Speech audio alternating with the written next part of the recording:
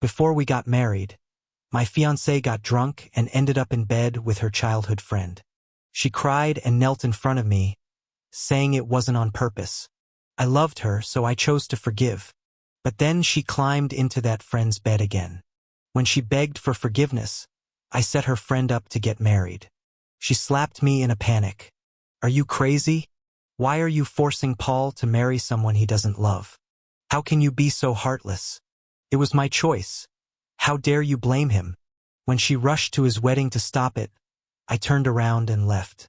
A week later, I posted my marriage certificate on social media, and she broke down. Laura, with reddened eyes, grabbed my neck and demanded, "Where's Paul? How could you make him marry someone he doesn't love? Why are you so cruel? Is it wrong for me to seek out Paul? If only you hadn't insisted on saving it for marriage, I wouldn't have cheated." Looking at her distorted face, the pain in my heart suddenly lessened. The woman I loved for 5 years, I only now saw her true colors. I chuckled bitterly and told her where Paul's wedding was. She let go of me and walked away. There I was, clutching my neck and gasping for air. We were supposed to get married in 3 days, and I had already forgiven her once. Why did it turn out like this? I called my dad. "Dad, Laura cheated. I don't want to marry her." Instead, he started scolding me. "Are you crazy? Business isn't doing so well. If you don't marry her, what will happen to our business? How many women in their social circle do you think behave well? Laura just cheated once. Don't blow things out of proportion. If you refuse this marriage, don't consider me your father anymore." Since I was young, my dad always told me my marriage wasn't my decision. But I met Laura, and I thought we were truly in love. It was all a scam. After a long time, I called another long-forgotten number. When it got picked up, there was a pause. With a hoarse voice, I asked, "Want to get married?" "Now." I hung up and sent Laura a text saying we're done and there's no need to meet again. She called me immediately. "Luke, can you stop this nonsense? We're about to get married, and you're causing this mess now?" I chuckled. "Oh, so you remember we're about to get married, yet you cheated now?" Laura hesitated and then got frustrated. "Luke, I've kept myself for you for 5 years. It was just a little slip-up, and you're making a big deal out of it? Besides, I only see Paul as my little brother. Nothing happened between us. Those 2 times were just accidents. Small matter accidents." In her eyes, her cheating was trivial. As I was about to speak, I heard someone near Laura. "Laura, I'm cold." Her voice instantly softened with a tenderness I never heard. "Hang on, we're almost there," she said softly, directing it at me. "All right, we'll talk later. Paul's terrified today, so about the breakup, it's out of the question. Our families have been planning this for so long. Now about breaking up, how do you think it'll look for our family?" I sneered, my chest heavy with dull pain. The Smiths' reputation? To her, her family's reputation was far more important than our 5-year relationship. And Paul? He just got scared, and she's so protective of him. My betrayal? Just petty nonsense to her. Trivial matters. My phone slipped from my weak fingers, crashing to the floor. Tears finally flowed, but they weren't hot. Instead, they chilled my cheeks. I've cried too much for her. I'm almost numb now. That desperate call I made was now clear and firm. No more hesitation. "Laura, you pushed me away yourself." Dating Laura for years wasn't devoid of tenderness or care. But since her childhood friend Paul returned from overseas, things changed. Her gaze automatically followed Paul. Her phone wallpaper was once my photo, then quietly swapped for a scenery pic. When I asked, she shrugged it off. "For work, I need to seem professional." Our weekends were once spent together, then suddenly filled with social events, always with Paul present. A late-night call from Paul, rain or shine, late hours, and she'd rush to him without question. She said, "Paul grew up abroad, just came back, and he's often scared." She reasoned, as an older sister figure, I should look out for him. At first, I convinced myself Laura was just being caring, seeing him as a little brother. They grew up together. It's natural to be closer. I tried to ignore it, playing the understanding boyfriend role. I even encouraged her to spend more time with Paul, not wanting to seem petty. But the way she looked at him, with a mix of pity, affection, and a tenderness I'd never seen before, wasn't the way siblings should look at each other. Her voice had a gentle tone, the kind of careful tenderness she'd never shown me. When she first ended up in bed with Paul after a drunken night and knelt in front of me, crying and begging for forgiveness, I chose to forgive her. I loved her, and I still held onto a sliver of hope that she'd come back. But now, I can't lie to myself anymore. Some things, once they change, can't go back to how they were. My concessions and patience, it's possible she just sees them as permission to push boundaries even further. That night, I returned to the apartment Laura and I shared. Out of respect for my pre-marriage views, we had separate rooms. She took the master and I had the smaller one. She kept the premarital boundaries, but not her promises to me. As soon as I turned on the light, Laura's door swung open. Paul stepped out, his hair a mess. His bare chest showed pale skin marked with red welts. He spotted me, hesitating before a smug look crossed his face. Laura emerged from the room right after him. Seeing me, she paused. "Why are you back?"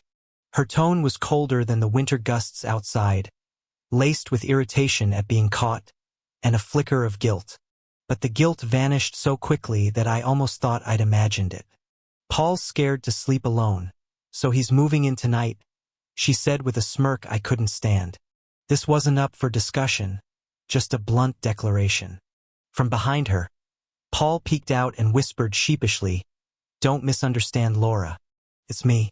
I'm too dependent on her." Her expression softened, eyes filled with a kind of compassion she never had for me. Watching their charade nauseated me. "Whatever," I said, keeping my voice calm and steady. Without glancing back at them, I retreated to my room, leaving everything behind. I methodically began packing up my things. On the nightstand sat a picture of Laura and me. Picking up the frame, I looked at it for just a second before tossing it, frame and all, into the trash by my bed. I wouldn't need that photo anymore. Gazing around the room, my eyes landed on my jewelry box, and my heart sank. My grandmother's platinum necklace was gone. She gave it to me on her deathbed, saying it was for her future granddaughter-in-law.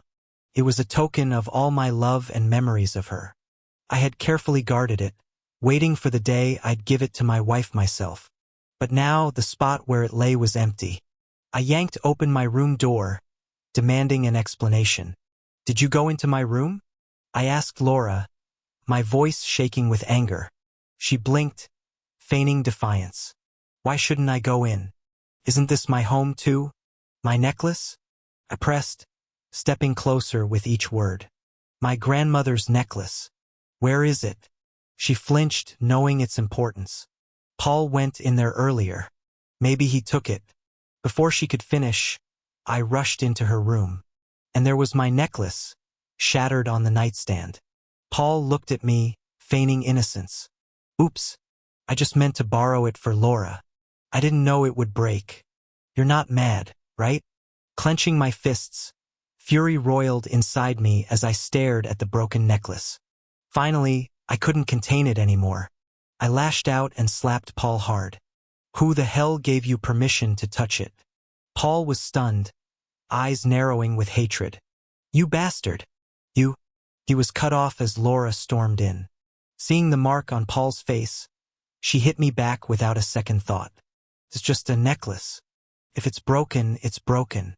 Why hit Paul?" The sting on my cheek was nothing compared to the pain in my chest. I shook my head, struggling to believe this was happening. She knew the significance of that necklace. She was there when my grandmother passed. It was my last link to her, my only way of holding on to her love, and Laura knew it. But now, for Paul, the man destroying everything I held dear, she struck me, and said something so dismissive. Her hostile glare made me shiver as if facing a stranger. She seemed to realize she'd lost her temper and stepped back, but the frost in her gaze didn't let up a bit. "She's gone. Why cling to a necklace? It broke. Move on." Then she added, "Stop dreaming about it." The woman before me had the same face, but now her look was unfamiliar and scary. Her eyes were full of defense for Paul and impatience for me. I let out a small, bitter laugh. I finally saw her true colors. I turned away, ignoring her and the man behind. Picking up the pieces of the necklace, I felt a tug on my hand. Paul burst out, his voice tinged with tears. I messed up. I didn't mean it. His plea dripped with just enough panic and guilt to almost sound sincere. His tear-filled eyes looked at me, as if I were the one being unreasonable and spiteful. Can you stop arguing with Laura, please? I really know I messed up. Laura quickly stepped in, shielding Paul behind her, her gaze growing colder by the second as she looked at me. Why are you apologizing to him? It wasn't even on purpose, she said to Paul and then turned to me, her voice rising with accusation and disdain. I bet he did it on purpose. If he can't keep such an important thing safe, he deserves it. I couldn't feel the pain on my cheek anymore, nor the tearing sensation in my chest. I slowly got up, turned, and left. This absurd home, even staying a second longer, felt like torture. I wandered aimlessly down the street. I escaped out of that so-called home, only to realize I had nowhere to go. Home? I could almost imagine my dad on the phone, sharply criticizing, not bothering to distinguish right from wrong, pushing me to apologize to Laura, telling me not to mess up a good match with the Smiths. To him, my grievances and pain never amounted to as much as his pride and the family's so-called interests. Just as I walked dazedly forward, a glaring set of headlights suddenly stopped in front of me.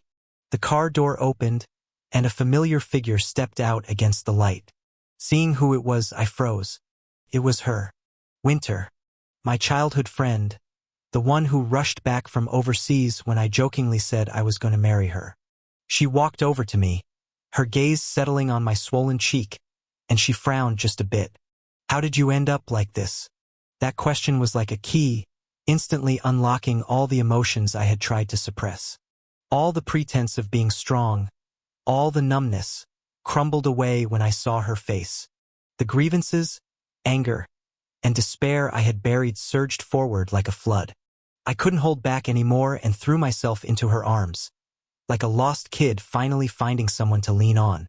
All the emotions bottled up for days spilled out all at once. Winter didn't ask what happened.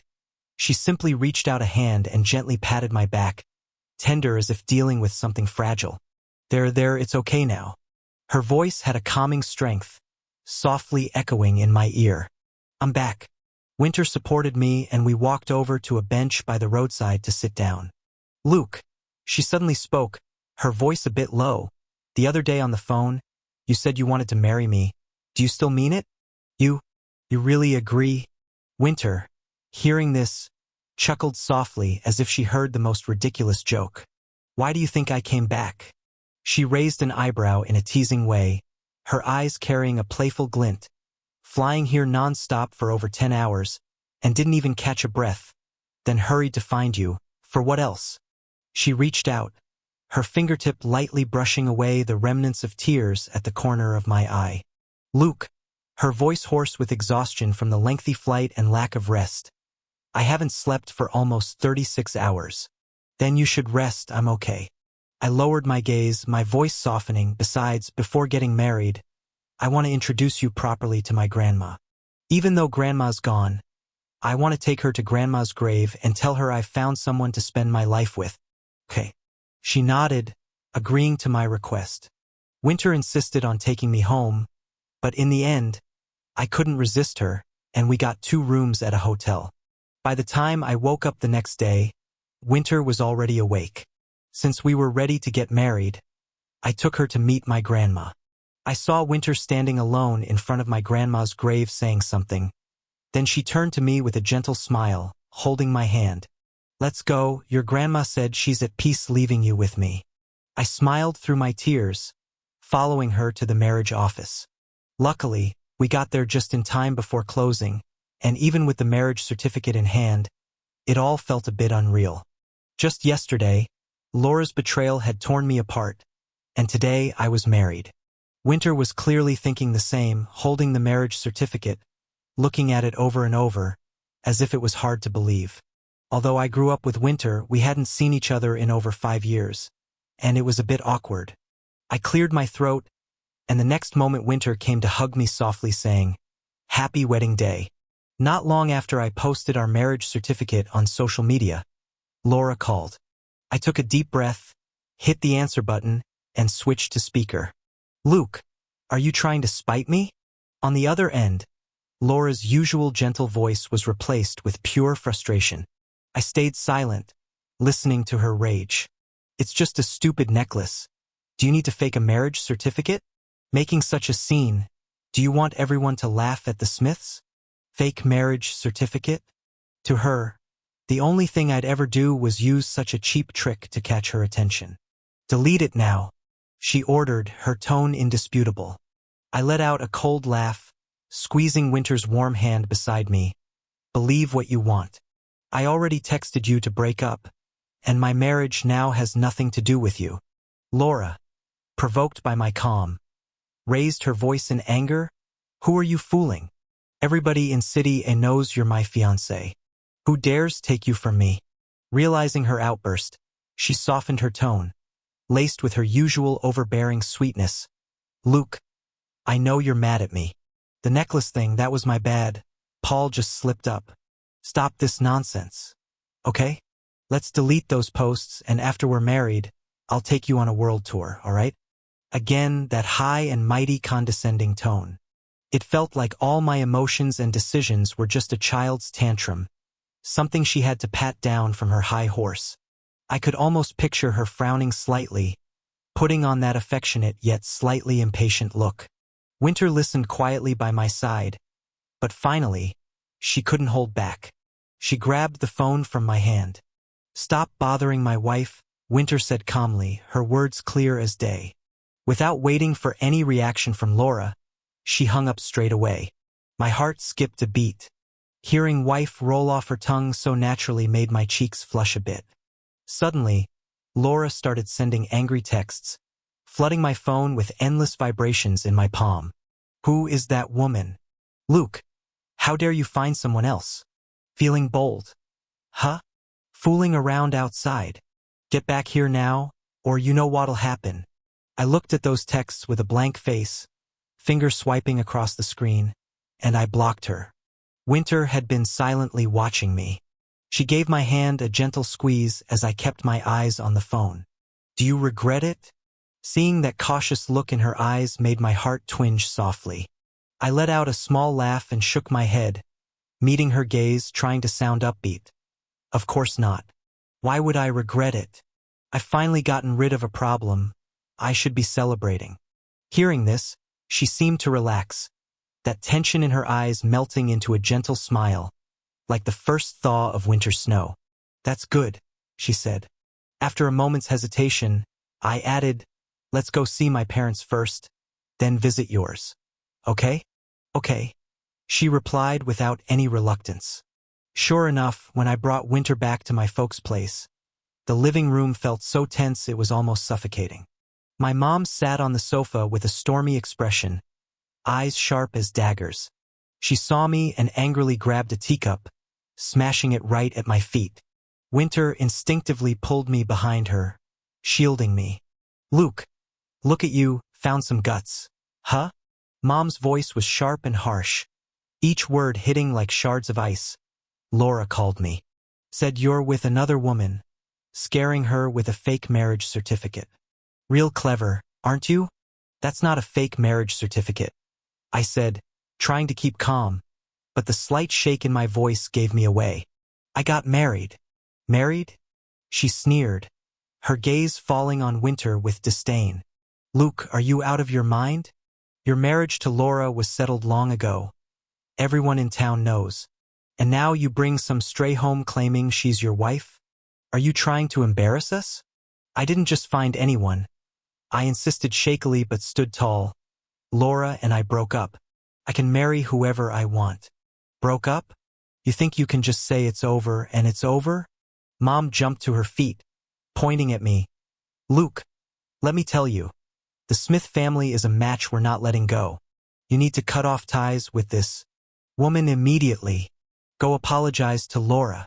She looked Winter up and down, dripping with contempt. Winter spoke up, her voice steady. Hello, ma'am. It's been a while. Mom froze for a moment, like someone hit pause on her rage. You're Winter? She stammered, finger pointing. You married Luke? Winter nodded, composed. Ma'am, I know quite a bit about your family's business. My family has some business too. Perhaps we could explore a partnership if you agree. Mom's face shifted, complex, the words business and partnership, unlocking some hidden part of her scheming mind. The shock and anger receded like a tide, replaced by a quick flash of calculation. Watching her quick mood swing, the hope I had left burned out completely. To her, my marriage, my life was never beyond a well-played business deal. Who I married didn't matter as much as how much I could bring into the equation.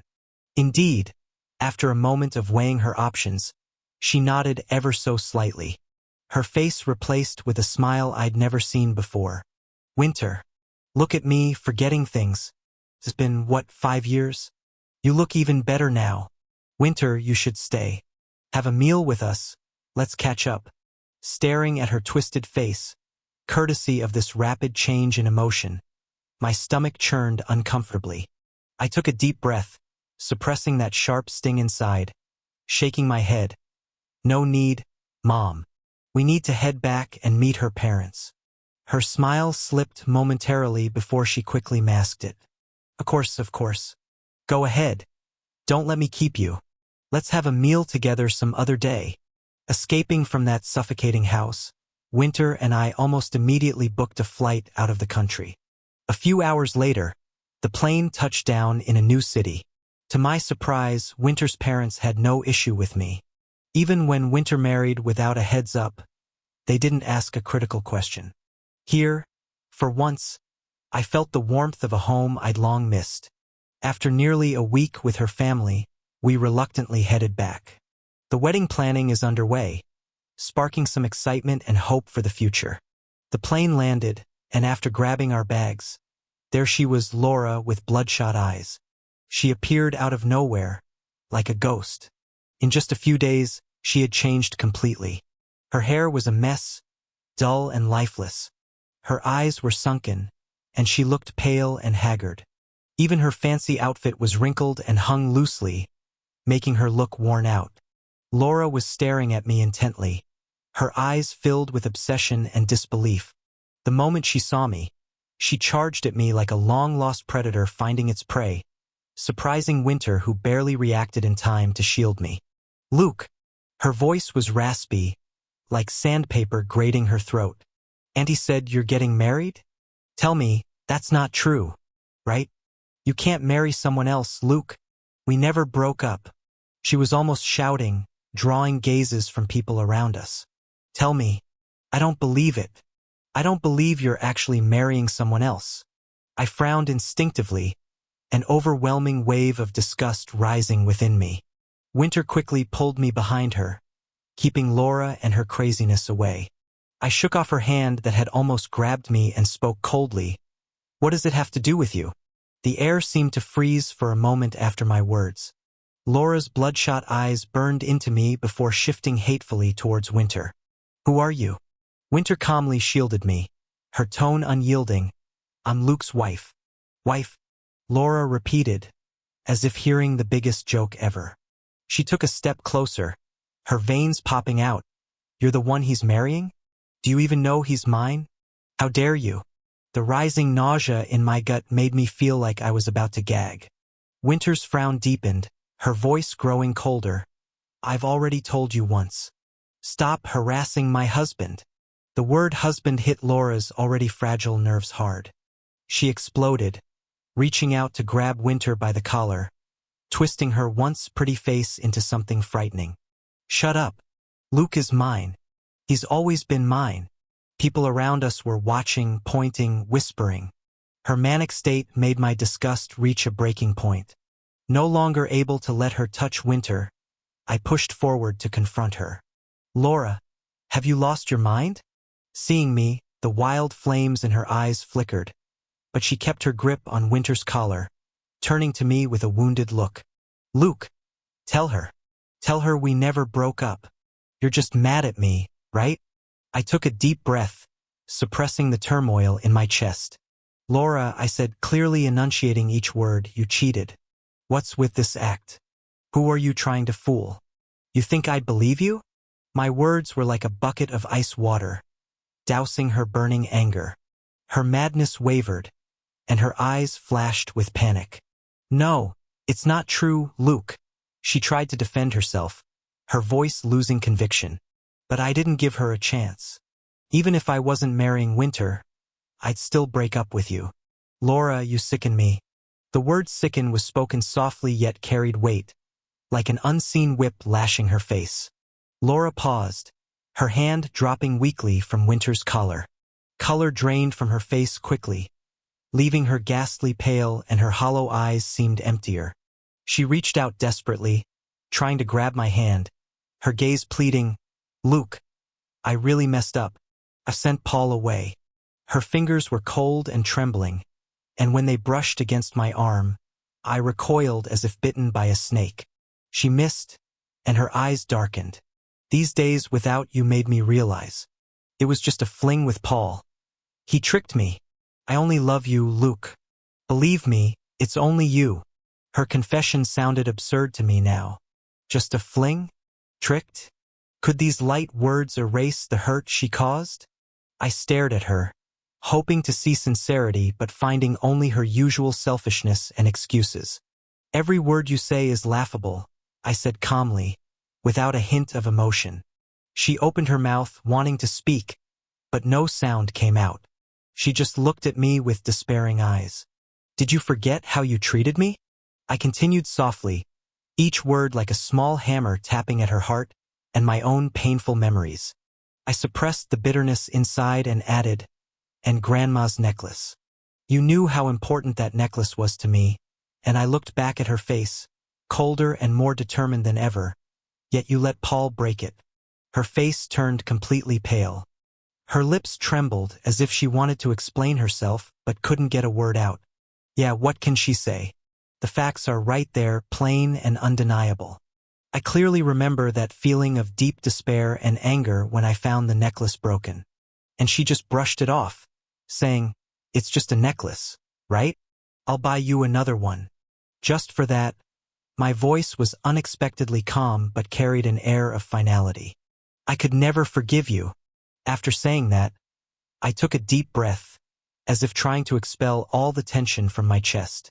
Without looking at Laura's devastated face again, I turned and gently tugged on Winter's sleeve. Let's go. I didn't even glance back at Laura. For the next few days, Winter and I focused on preparing for the wedding. Even though she managed most of it alone, she always gently asked for my opinion on things involving me. This was something completely different from Laura. At our wedding, she practically took a back seat and didn't even look. Until the wedding day, when I was getting ready in the makeup room, someone suddenly barged in and forcefully took me away. Took me a second to realize it was Laura. She dragged me to the underground parking lot and stared at me intensely. So you're just going to ignore our 5 years and get married to that tramp without a care? Haven't I been good enough to you these past 5 years? You said you wanted to wait until marriage for your first time, so I waited 5 years for you. What woman waits for 5 years? Now that you're marrying someone else, I'm here to claim what you owe me. Seeing her crazed eyes, I realized she'd lost it. Suppressing my fear, I tried to reason with her. Laura, calm down. She sneered. Calm? I'll show you who's calm. Let's see if that tramp will still want you. Her presence felt disgusting, like something I couldn't shake off. In my moment of despair, suddenly the car door opened. It was Winter, arriving just in time. Laura's eyes were red, and she was hysterical. Winter gently wiped away my tears and turned her icy gaze to Laura. Call the police. The cops arrived quickly and took Laura away. As she was taken away, she yelled, Do you know who my parents are? Let me go. Winter looked at me with concern. Should we postpone the wedding? I shook my head firmly. No, you've worked on this wedding for so long. I'm not giving it up. Winter and I successfully got through the wedding, and Laura was released eventually. Given her family's influence, she wasn't held for too long. But soon, I noticed something odd online. The topic Laura suspected of assault quickly gained traction on social media. I realized immediately it was Winter's doing. No matter how much money the Smiths spent, the topic couldn't be buried. Plus, their stock plummeted, its value cut in half in just a few days. In the end, Laura's parents had no choice but to publicly apologize and promise to send Laura overseas to salvage their declining stock prices. After this, Winter hugged me and said, "She'll never bother us again." I hugged her back and softly said, "Yeah,